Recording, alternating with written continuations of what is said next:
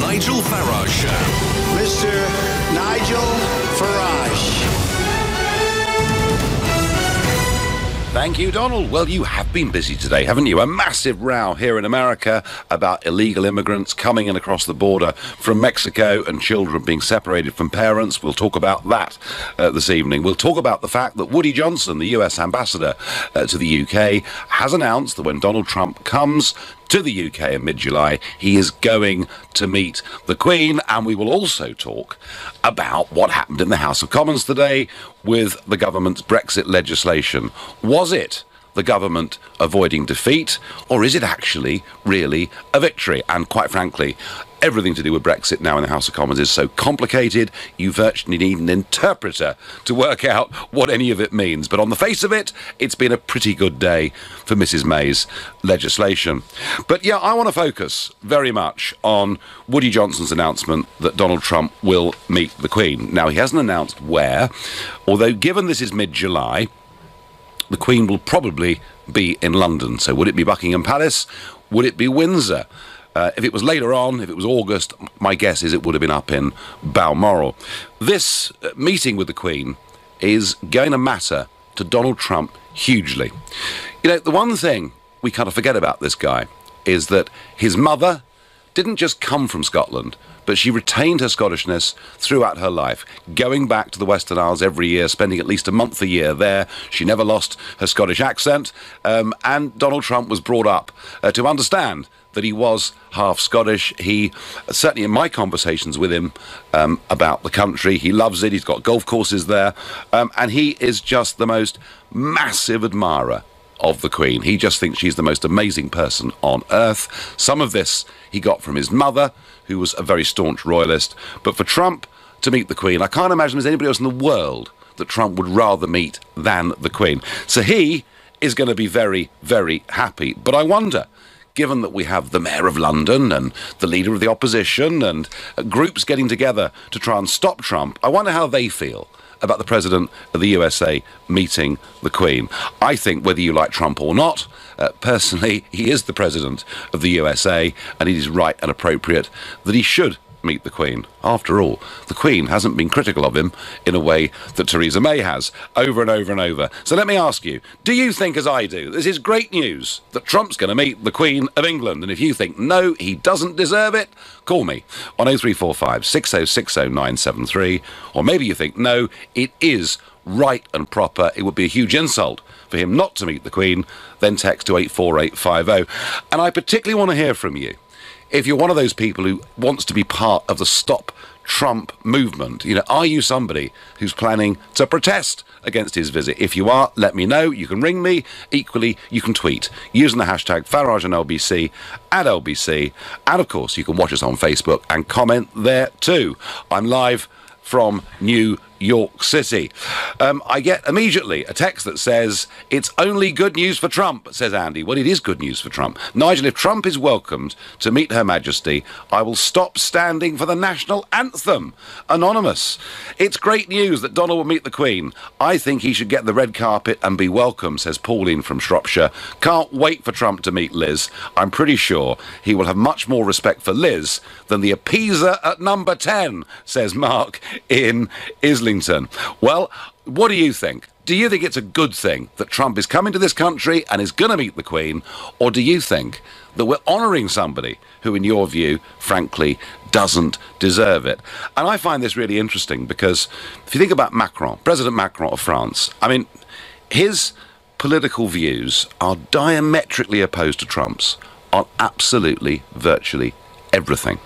And yet, it was Bastille Day when Trump was invited to Paris. He was given the red carpet treatment, and that has led to really quite a good relationship on a personal level between Macron and between the president. The fact that so far he hasn't even been to our country, I think, is a nonsense. But I know there are many of you who feel very strongly against this president, and I'm keen to hear from you. Let's ask Christine in Canterbury, a new caller to this show, what she thinks. Good evening. Oh, good evening, Nigel. Great to speak to you. Absolutely 100% pleased that Trump will actually meet the Queen. I think it's great news. I've always been a Trump fan anyhow. Have you? And I don't think it could go any better for him. Why have you always been a Trump fan, Christine? Is that in politics, or did you look at him before when he was a businessman? Look at him before, because it was all when UKIP started, and we both joined UKIP, and we fought for Brexit every weekend on a stall, my husband and I. Yeah. And we've followed him since, and he's a very, very strong man. And what I like about him is that he's a businessman, and he doesn't give us gobbledygook. We can understand what he says, and he means what he says, and he does what he says. And why do so many people, Christine? I mean, I'm listening very carefully to what you're saying. Why do so many people find him offensive? I think a lot of people are just too precious. Okay. A lot of the females are very precious, if I may say that. I mean, you've just got to. The thing is, things have changed over the years. He's a 70-odd-year-old man. 70, yeah, he was 72 last week, yeah. But things... I'm the same age as well. I'm just over 70 as well. And when we was younger, people said and did things, and you just ignored them. Now, you say and think anything, you've got a law. Yeah, I mean, you're right. People do want to take offence, and we do so very easily. Christine, you're happy he's coming. I thank you for your call. John is calling from Shepherd's Bush, another new caller to this show. Good evening, John. Hello, good evening, Nigel. How are you? I'm very well indeed. Welcome to the show. What's your view on Trump coming to meet the Queen? I think there is no problem with Trump meeting the Queen. After all, the Queen has met the King of Saudi Arabia. And in Saudi Arabia, they behead gays, they stone people, they flog people. And there was no great controversy when the Queen met people from Saudi Arabia, and she's met other dictators before. Trump has not done anything bad from what I can see so far. And it's just a big hype for Trump. I don't get it. I don't understand. So why, John, do some people get so... they get so upset by Trump, he almost drives them mad. This is what I do not understand. I'm trying to figure out what has Trump done to deserve this. The American people clearly support Trump. He's the president. He's been voted in democratically by the American people. Why are people against someone who's been voted in? He's not inherited the throne. He's not done anything that is bad at all. What is he? He's not killed people. He's not sent American troops bombing people like Bush done, and anything like that. So I'm not sure why are people so against Trump when he's done nothing. Well, it's a funny one, John. It's a funny one, John, because some of the things that Trump does, and he gets viciously attacked for, Obama did very much the same things, and no one seemed to protest. And the point about some of the Arab leaders that have been to meet the Queen is true. I also remember Emperor Hirohito from Japan coming to meet the Queen, whose wartime record was, shall we say, questionable. John, I don't get it either. I thank you for your call. What does Ross in Brighton think? Good evening, Ross.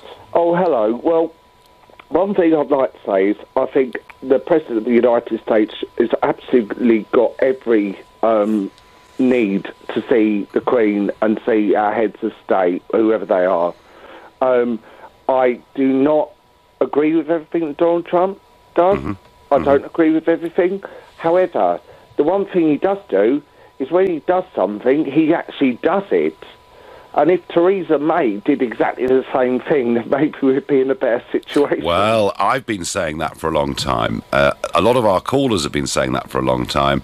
And, of course, Boris... it was a sort of leaked conversation, Ross, wasn't it, of Boris at a dinner the other week, saying that maybe if Trump was handling Brexit, we'd make better progress. Exactly. Yeah, you're right, Ross. I think, one thing that he has achieved, he made a set of promises to the American people, and he's doing with them. That's right. That's right. And that, I think, is why his popularity rating right now amongst Republican voters is even higher than Ronald Reagan's was. When the vote came out. Even when Ronald Reagan's was at this stage of the presidency. So he is certainly, with Republican voters, doing very, very well indeed. The other side don't like him very much. But hey, do you think, Ross, because I've been supporting Trump, very much from the start. Well, I've watched you on television. It's been a very tough place to be, even if at the time there were many in UKIP. It's not politically correct, is it? No, a lot of people in UKIP criticised me for doing it. Do you think, as time's gone on, there's maybe a bit more respect for Trump in the country than perhaps people realise? I think, well, with everything from North Korea to taking China on, he's standing up for his own country, and whether or not I agree with some of his policies is nothing to do with it, because I'm not an American. If I was an American, then it would be a whole different ball game to me. But he does what he said he'd do. He's standing up for the steel industry. He's taking on China.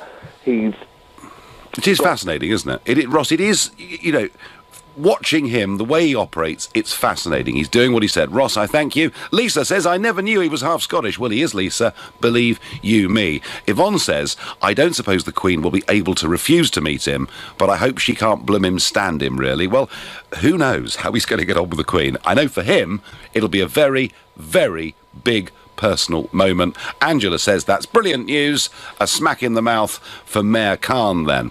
I wonder, is Mayor Khan going to protest Trump coming to London to meet the Queen? It'll be very interesting. I doubt it. Rob says Trump is welcome to meet my Queen. You're listening to the Nigel Farage Show exclusively on LBC, and it's now 7:15. Donald Trump is coming to meet the Queen next month, no doubt to be offered a cup of tea. Is it a good thing? Do you agree with me that it's great news that the President is going to meet the Queen, or are you one of those who thinks, no, this shouldn't be happening, we should be protesting, he shouldn't be coming to the country at all? Because there are a considerable number of people out there who really do genuinely believe that. I'm keen to hear from you. The last 48 hours have been, for Trump, I think, some of the toughest of his presidency. A wave of illegal migrants trying to get into the country across the Mexican border. The place, of course, where he wants to build the wall, but he needs to get Congress to sanction the money to do it. And Jeff Sessions, the Attorney General, has put in place a zero-tolerance policy. And what you've seen are family separations, because the adults who are crossing the border illegally are deemed to be criminals, are facing charges, and the children are taken away from them. This has led to the most enormous row, not just in America from the Democrats, but coming actually from quite a few within the Republican Party as well. It's led to Theresa May criticising the President. Mind you, Theresa May always criticises the President. Goodness knows what the atmosphere is going to be like between the two of them when he comes over next month. And Trump made an announcement this afternoon. This is what he said. We want to keep families together. It's very important. I'll be signing something in a little while that's going to do that. So a change is coming. A change is coming, and those families, whether they're awaiting asylum hearings, whether they're awaiting charges, those families will now be kept together. I do find, again, this story very interesting, because, you see, when President Obama was in office back in 2014, he was putting children in detention centres. It didn't last for very long, but he was doing it. And yet, I didn't hear the international outcry, the horror expressed. And that's because people thought Obama was nice, and anything that Trump does, they simply want to jump down his neck. Is what Trump's today, is it a climb down? No, because it wasn't a policy that he invented himself. I think actually it's quite smart. I think he's able to show, look, we're going to be tough, we're not going to let people in across this border, but we can be humane about it at the same time. I think it's a smart thing to do. I do fear for him, if he hadn't done it, he may have faced some problems in the House of Representatives or indeed in the Senate. But it is the big story dominating the news here in America. Andrea says, poor Scottish people to have Trump as part of your history. I don't know. I mean, the descendant of somebody from the Western Isles becoming President of America. It's not bad, really, you know. V says the Queen has met nastier leaders than Trump, so why not Trump? V, that is most certainly true. Simon is calling from Tyneside. Good evening, Simon. Good evening, Nigel. You all right? I'm all right. So are you happy that Donald Trump's going to take tea with the Queen? Absolutely not in the slightest. And I'm travelling all the way down from Tyneside, so I'll be in London on the 13th, 14th and 15th to protest at every opportunity to his visit, not just to the Queen, but to this country. OK. Were you protesting against Obama when he came? No, not at all. Why not? I mean, Simon, he supported the death penalty, an increased military surge in Afghanistan. I think you support the death penalty, don't you? No, I never have, actually, but I'm asking you why you weren't protesting against Obama. I mean, and particularly, Simon, as Obama was putting children in detention centres. Why weren't you protesting Obama? No, can I just point out something? There is a clear difference between Obama and Donald Trump, not just in terms of the way that they're presented in the media, but in terms of the way that they actively treat people. Donald Trump comes out and he's an out-and-out racist, despite being part of the Dreamer generation himself, coming over from Scotland and then becoming an American and then becoming the American president. Yes, that is a bit of a success story. But actually, the way that he's done that and then the way he treats other Dreamer children is absolutely appalling.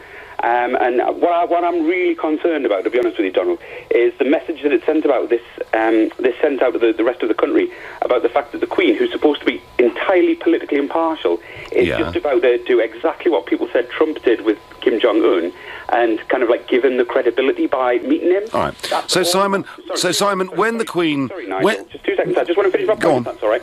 Go on.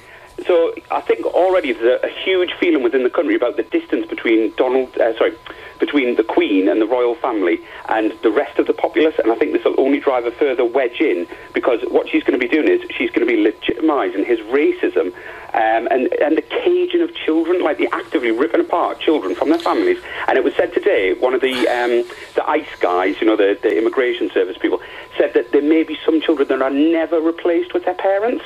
Now, I don't know what you want to say about Obama, and you can keep going back to that if you want, and I can check out that. But I don't understand, Simon, why you've got these double standards. The what, sorry? I don't understand why you've got these double standards. I mean, do you protest? Do you protest, Simon? They'll never be placed back with their parents. No, and that's why the President has announced today, Simon, he's changing the policy. But, Simon, do you protest?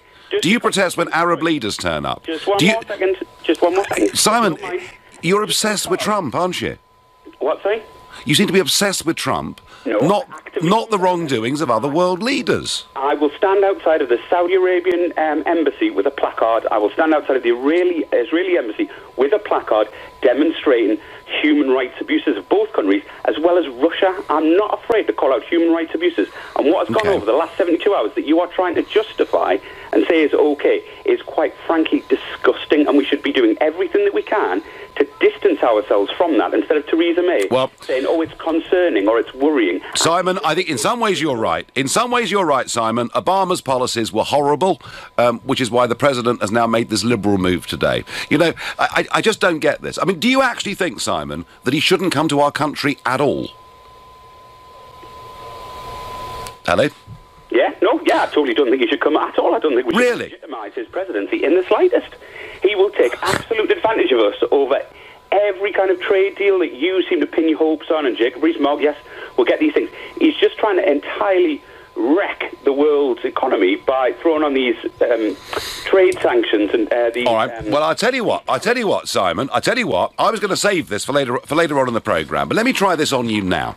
OK, today it has been announced that the German Car Manufacturers Association have called for all import tariffs for cars between the European Union and the US, and the other way round, to be abolished. Why?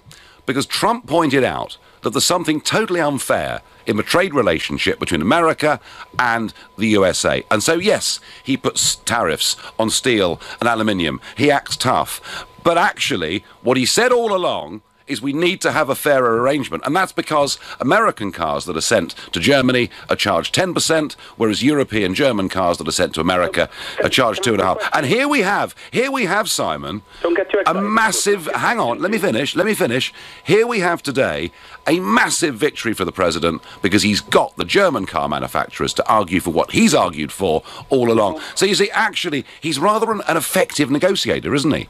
Can you just let me ask one question, please? Yeah. So what you're saying is there may be some disparity. I don't know. We could spend some time looking into it, and no doubt you could come up with figures, and other people could come up with figures that don't necessarily agree. But do you not think that you need to think about your own country much more than you need to think about America, because these trade tariffs apply to us as part of the EU, and he will probably continue to do these when we are not part of the EU against the United Kingdom. Simon, here we've got the President's initiative.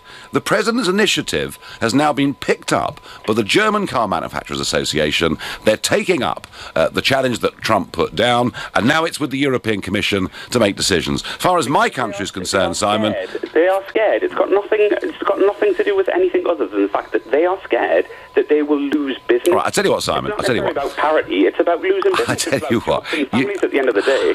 I'm not going to convince you or change your mind. I understand that, and I get that, and you feel very passionately. Let me ask you something. One last quick question: is there anything that Trump has done as president that you approve of? Absolutely nothing. Right, okay, Simon, thank you. Well, there you are. Some people do feel that way. I wasn't going to convince him. He doesn't think the president should come to the country at all. I think that's crazy. On Twitter, I get, you gotta love the Donald. Can't wait for his visit. Thousands will greet him, says Jackie. That'll be interesting. Trump should meet our Queen. Good news, and I hope Simon, the caller's train, is cancelled, says Liz. Let's go to Lorraine in Chelmsford. Hi, Lorraine. Hello there, Nigel. Hi. Well, I'm still reeling from the last caller who doesn't think the president's done anything good at all. I'm really, really shocked at the bias and the hatred actually that people have for him. I think our media have a lot to stand up for on that, because they've misinformed the country over here and in America. The media has been disgusted. But what I would like to say, I think a lot of it boils down to is those in favour of mass immigration and loss of sovereignty to countries. They believe in a one world with no borders, or those that who want controlled immigration and believe in independent sovereign countries. Trump is a man that wants fair, ordered immigration, and believes in independent, free, sovereign countries, as I do. And I will be there in support of Donald Trump. Will you? I think he's a great man. I think it would only have taken somebody with his ego and his personality to have had the bravery and the courage to stand up against the cabal that are actually now running this world. Lorraine, you have countered the arguments that Simon put and done it very well indeed. I thank you. So there you are. Some people are very pleased that he's coming. Others are filled with horror. You're listening to the Nigel Farage Show, exclusive in LBC. It's now 7:30 and time. Donald Trump is coming to meet the Queen next month. I think it's great news. Not all of you clearly agree.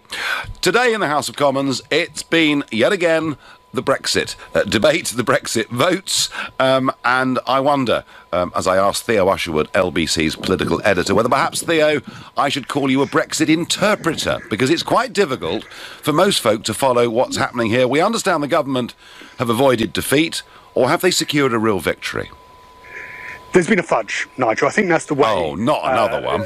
There's been a fudge, and the Remainers, the Dominic Grieves, have found a way of climbing down, of getting back from the brink without losing face. To explain, David Davis stood up in the House of Commons, this is of course all over a meaningful vote, and said that it actually wasn't up to the government to decide whether a motion put before the House, which would be that the House of Commons had considered the government's stance on Brexit, was unamendable, that it just had to be that singular motion, that MPs couldn't tack on changes to it that might limit Theresa May's hands in or send her back to Brussels to carry out further negotiations. He said that decision was down to the Speaker, John Bercow. Now, the House of Commons, Nigel, is governed by a process called standing orders. They're written into a big book called Erskine May, which sets out exactly what MPs can and cannot do in the House of Commons. And that rule book says that in actual fact, when it comes to amendments to neutral motions, which simply say that the House of Commons has considered a motion, they can't be changed. But it also says, and we also understand from advice that the House of Commons Speaker has been given, that actually those rules can be overridden and if John Bercow wishes to, he could allow MPs to tack on various changes. Now, of course, the only real winner out of all of this, Nigel, and this is the irony of the whole thing, is John Bercow, the Speaker of the House of Commons, MP for Buckinghamshire, big Remainer. I know. We've seen the bumper stickers, very rude messages about Brexit and what he really thinks about Brexit. And of course, he's been under threat because he's faced allegations of bullying his staff, of hounding people out of jobs. And I should say they are allegations. And his job was supposed to be under threat, but it's very difficult now to see any circumstance until after Brexit that he leaves, because in order for that to happen, Labour whips would have to go along with Conservative whips and say that they don't have confidence in him doing the job. And the Labour whips aren't going to do that when it comes down to the fact that when at the final vote, at Brexit, they can actually get through some changes to the government's plans. So given that the government has kind of won the day here, when we really get to the end of this process, which could be next January, February, something like that, is it possible that the House of Commons can prevent the government from taking us out of the EU on March the 29th? That's the real question, isn't it? It is the real question, and it's a question to which we will have to wait and see, because, of course, the government is saying that it would be down to the Speaker to make the decision. The Speaker was actually asked this afternoon, John Bercow was asked this afternoon by the Labour MP Paul Farrelly what his interpretation of the rules were, and he turned around and he said to Mr Farrelly, well, let's wait and see when it comes down to it. He didn't actually give him a firm answer. Don't you think, Theo, that all of these shenanigans actually are putting they people... are shenanigans. But don't you think it puts people off voting at all? Aren't people watching this just scratching their heads, thinking what the hell is going on? Philip Davies, the Conservative MP for Shipley, was roundly criticised by his own colleagues because he stood up and he accused the Brexiteers, Nigel, of saying that back in his constituency in Yorkshire, all of his constituents were jumping up and down saying the MPs are trying to frustrate Brexit. They weren't saying that they might be trying to obstruct Brexit. They were really frustrated, according to Philip Davies. And the Remainers, of course, disputed this. But out there, these, everything that I've explained, if you're listening to it, you might be saying it's difficult to understand. But they're really complex processes that to the outsider may well look as if MPs are really messing about and trying to stop something that was voted on 2 years ago. And the one thing, Theo, and thank you, Theo Usherwood, LBC's political editor, for explaining all of that today. The one thing I'm certain of is a majority of the people, however they voted in the referendum, just want the government to get on with it. Theo, thank you. Back to Trump. He's going to meet the Queen. He'll have a cup of tea with her, I expect. I think it's great. Not everyone does. Susan from Basildon is a new caller to this show. Good evening, Susan. Good evening, Nigel. So, are you pleased that Trump is coming to this country and will meet the Queen? I'm pleased he's coming to this country, but I'm not really pleased at all that he's going to meet the Queen. I quite like his straightforwardness. I think you yourself, it's quite clear to me why you would like someone like Trump, because you're pretty straightforward yourself. But I have to say that I think he's more of a businessman than a politician, and I find that he makes rash decisions. What is good about him is that he does seem to think about things. Perhaps his advisors, he's reputed not to like to read very much, and sometimes it does seem to show. But I think he's a man that does speak from the heart. Perhaps too much off the cuff sometimes for somebody with Susan, power. You're right. He's a businessman applying very different principles to politics and political leadership, and that's something. And it's so noticeable, isn't it? Yeah, and a lot of the media just sort of can't get their heads around it. And Susan, in some ways, he's a very instinctive person. Yeah, he may not read. That's why he comes a huge amount. If you forget that he isn't a politician, he does come across as rash. Whereas in the business field, he would have to be just on his feet and making those rash decisions with his instincts and with his experience as a businessman. He clearly knows how to negotiate in business, and I think that's good for the whole world, actually, that we can do business with somebody like him, who is very straightforward. But when it comes to him meeting the Queen, the Queen is supposed to be apolitical.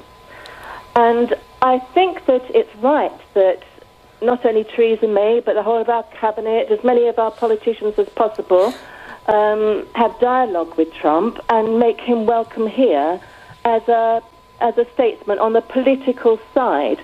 But really, there's a lot of people in this country. Trump's chant, all through his campaign was America first, America first. Now, I actually think that we're all beginning to say, and it's making it a bit dangerous on the world stage, we're all over the world beginning to say us first, us first, us first. Oh, Italy, absolutely. I mean, the new Italian government. We're doing it, it's happening, it's an explosion of us first all over the world. And so I don't think it's fair to say that Trump is destabilising sort of international economy. I think it's already happening, and I think it's going to continue to happen. Everything is very unstable, and I don't think any of us know what's going to calm it down. Susan, we're living through a period of change. We had those results of Brexit and Trump in 2016, and when Macron won in France, the international order thought, that's okay, we're returning to normal. I've argued ever since Trump was elected that the revolution is still rolling. It's rolling out across the West, and I suspect we're going to see a lot more change before this is over. Susan, I thank you. Susan, feeling the Queen should probably stay a bit more apolitical. Andy on Twitter says, does a state visit not require a statesman? Okay, Andy, I've got it. Nigel, I can't take Trump seriously, and I'm surprised people actually do. I thought he was a spitting image puppet. He's not strong, he acts tough, but he's thin-skinned and insecure, and it looks ridiculous, says Matt in Sidcup. Well, Matt, a lot of people actually find it very, very entertaining, because he stands up and says what he thinks. I'd have a lot more respect for these people's views if they were just a little bit more consistent and honest. If you genuinely hate democracy, then fine, be honest about it. Well, there's a lot of that around, isn't there? A lot of people who don't think he should have been elected, don't think he should be treated as a legitimate politician. I find that, I have to say, frankly, bizarre. What does Mick in Chesterfield think? Good evening, Mick. Hi, Nigel. I think a couple of things. Firstly, I think we need to all calm down a little bit and remember that the President is not coming to the UK as Donald Trump in a personal capacity. He's coming as the President of the United States of America, one of our biggest allies, traditionally, and we should respect that office, of which he's the holder. No, I agree with that totally. Yeah, particularly if we want Mr. Trump's government to give any credence and any respect to the idea of trading more with us post-Brexit. The other thing that I think, where the Queen's concerned, the Queen has had what must have been the vilest experience of having to shake the hand of Martin McGuinness, who was not unconnected with the death of Mountbatten. Yeah, exactly, absolutely. Her relative. So meeting Donald Trump is going to be an absolute walk in the park for her. She'll be fine. She'll cope with it. Yeah. And look at some of the Arab leaders, Mick, that she's been made to meet and give state dinners to, and the beastly things they've done. And I just think, frankly, the liberal media, those on the left, they're getting wildly exercised over Donald Trump to a point that it's frankly ridiculous. And I have to say, if you watch CNN, I mean, it's 24 hours a day of simply attacking Donald Trump. I don't get it, Mick. I thank you, Mick. I've got to go. I've got to move on. You're listening to the Nigel Farage Show, exclusively on LBC. It's now 7:45. Trump is coming to meet the Queen. I think it's great. Some others don't think he should even be allowed in the country. Annie on Facebook's being helpful. She says, Nigel, if the Don has nowhere to stay, I will put him up. I'm sure he will bear that in mind. A lot of you on the lines want to give your opinion. I'll try and rattle through a few. Andrew in Kingston upon Hull, a new caller to the show. Good evening, Andrew. Hello, yes. I am from Hull. I'm just trying to echo the guy from North East a couple of callers ago, but from a different angle. I do believe that he should be brought here. We have we have seen despots, and we're a despotic country anywhere. We all are. There's nobody gets away with what we all have done in Europeans, Americans, destroyed lots of people. Do you mean back in history, Andrew, yeah? Yes, absolutely in history, but not just history, now. Actually happening now. There's Libya, there's Iraq, there's quite a few things we've got wrong. Yeah, no, I get that, Andrew. I get that. So can I finish then? Go on. So, at the end of the day, none of us can look in our conscience and think we've been good. The fact is, this and think we've been good. The fact is, this man, this particular man, I've seen him, I've listened to him, and I've seen it before. My grandfather did 2 wars to fight a man that I see in the White House. Obama, those pictures I saw as well, yes, he was locking people up. They were unaccompanied children. He changed the law in April to lock children away from parents. That is a basic human right. It is written in law.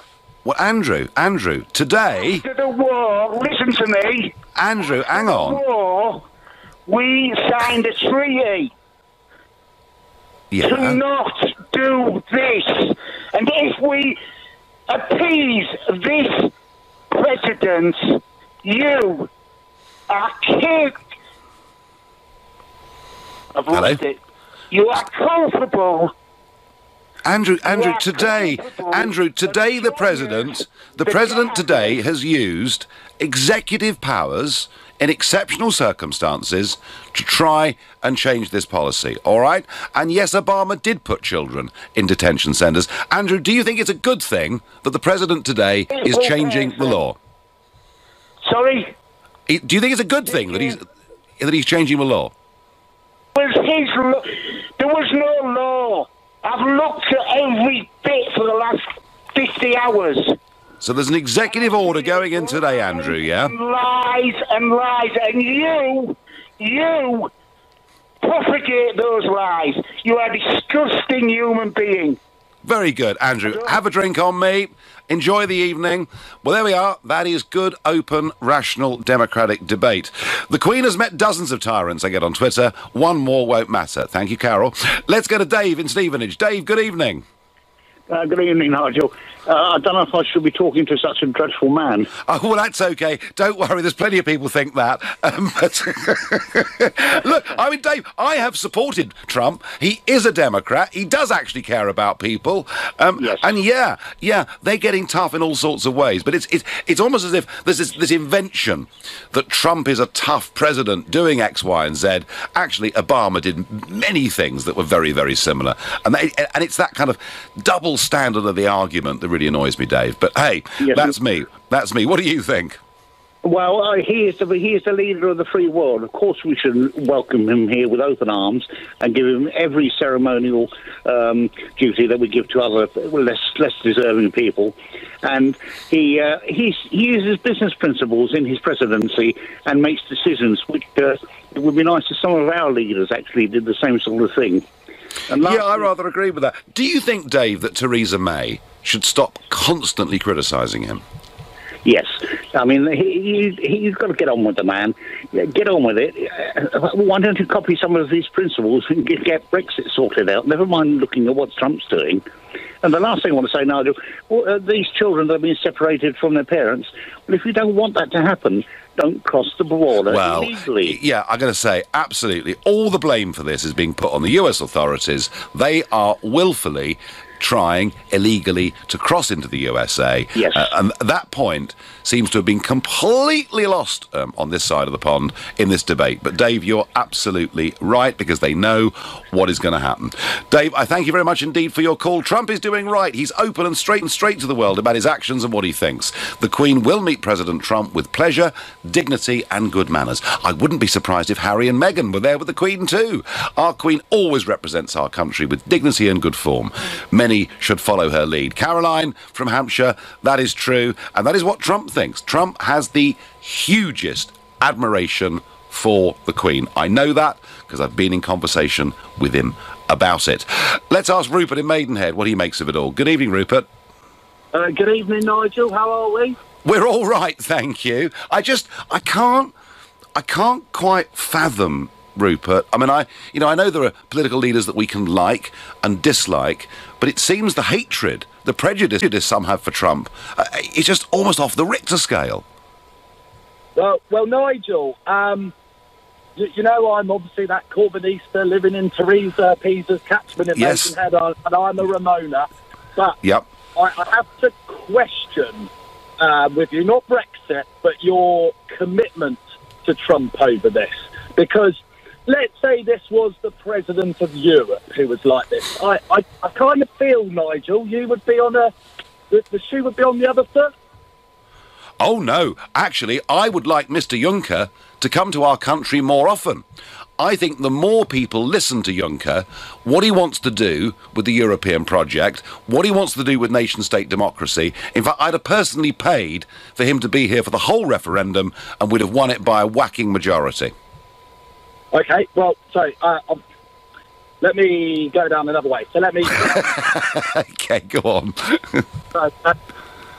So my point is this, Nigel. With Brexit, you're saying we want to be an independent country, united, making our own decisions, standing strong and tall. We are Great Britain. God save our gracious Queen. Absolutely. Right? And now you're saying, no, we need to stand next to our closest ally in this. We need to stand next to Trump. No, Rupert, there is no inconsistency in this at all. Look, we are part of a NATO alliance. We have been, for 70 years. I happen to think that it's a rather important relationship. I happen to think the Atlantic ought to get narrower in terms of trade too. Doesn't mean I want to sacrifice a shred of our independence or our rights of self-government, but the one thing, Rupert, that Brexit gives us is a chance to reposition our relationships in the world, and I personally believe that there is an English-speaking diaspora out there with whom we have much shared history, many similar types of law, contract law, legal systems, and I just think it represents, Rupert, for us overall, a great opportunity.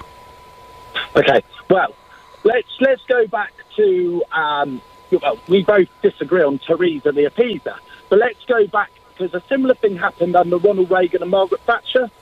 So Ronald Reagan invaded a Commonwealth country. Margaret Thatcher spoke to Ronald Reagan, not in the media, not on Twitter, because it wasn't around back then, but said, enough is enough. And that relationship got stronger. And Theresa the Appeaser needs to come out now, ring up Trump, get on Twitter, the Batman signal, whatever she wants to do, and say, whatever's going on in Mexico, there are children in cages crying. You are the president of the free world. But he's changed it all. Rupert, Obama was doing similar things, and Trump today has changed that. He's changing the law, Rupert. Well, Rupert, I'm going to let you go. Time is running out. I've got a very, very quick 30 seconds for Lisa in Camden. Lisa, good evening. Hello, hi. I mean, I cannot believe you're trying to package what Trump is doing as he's changing the law. This is something he's advocated. And for you to draw parallels with Obama, that is completely untrue. No, it's not. You like the guy. I think, I understand you favour what he's doing, but what he's doing is cruel and wicked. But he's changed, Lisa, he's changing the law. No, he has to, because everybody, absolutely everybody, is disgusted with his behaviour. Because you don't tear children away from their families. You just don't do that. That's the work. That's the. Well, I tell you what we do in this country. If you arrest parents for being criminals, the children would be separated. Lisa, I'm out of time. I'm really sorry. I'll be back tomorrow night at 7. A really heated debate tonight on President Trump, as ever. At 10 later on this evening, it'll be Ian Collins. But up next, it's Clive Bull. Nigel, thanks very much.